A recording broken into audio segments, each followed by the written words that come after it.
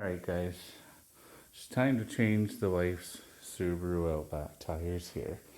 And it's a great vehicle. I would never ever discourage anybody from buying one of these, but I'm going to show you just a few things that bother me when I'm doing this. So the jack that comes with these is a scissor jack, but it's a high vehicle, right? It's got a lot of ground clearance.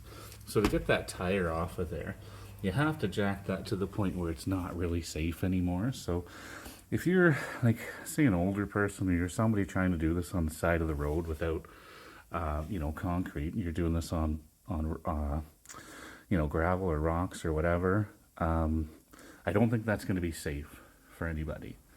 That's just one thing. And now I've never had a vehicle come over sideways before me on a scissor jack before, except for this one.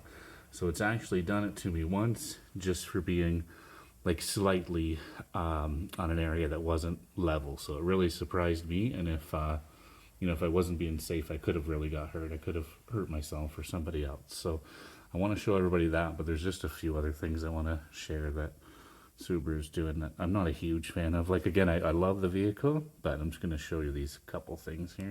So I just did the brakes on the front there, and then I stayed away from changing the brakes on the back, and I'm just going to show you why. Because they have this large electronic unit on the back of the brakes, which, I mean, I know it's there for probably emergency braking or a few different reasons, but realistically, the only I don't see the benefit in it.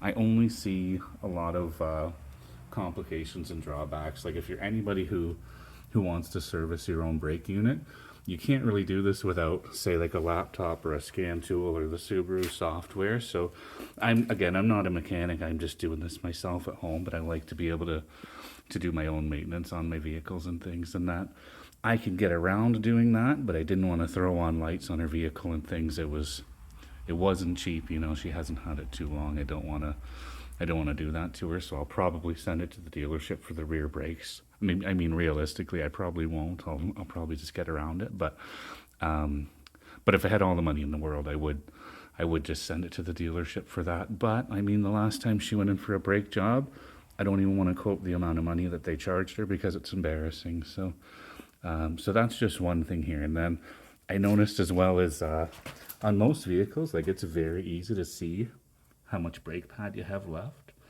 And then here you can see it's time for a change there, basically. But the ones on the front, I'll show you when I get that front tire off. I just put brand new pads and rotors on the front.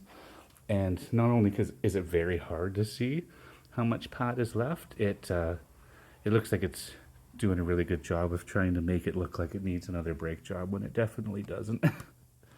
The last time we did the winter tires at the Subaru dealership as well.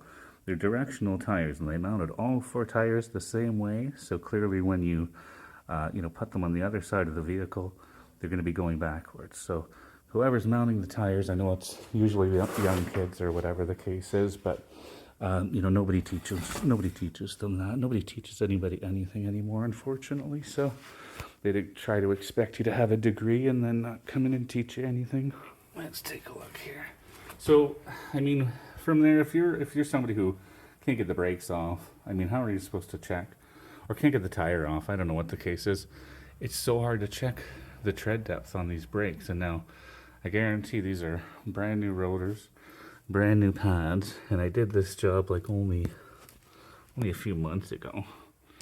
Let me see if I can get a light on here. I have a light nearby anyways, but okay. Shit. Right. Yeah.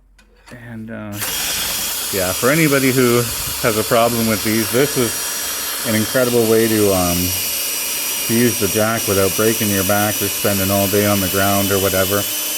Now, I got this drill in low mode. It's a nice drill, so it's got the power to kind of do that. A lot of things might not, but it's a lot better than turning that by hand, because that would be, I changed these tires in about 40 minutes, and that would take all fucking day if you weren't going to do that. Alright, she's done. Let's see here. I'll take it for a quick ride for her later so she doesn't have to. There's another wonderful thing about new vehicles and technology. I have the key here, but it does not want to acknowledge that I have the key.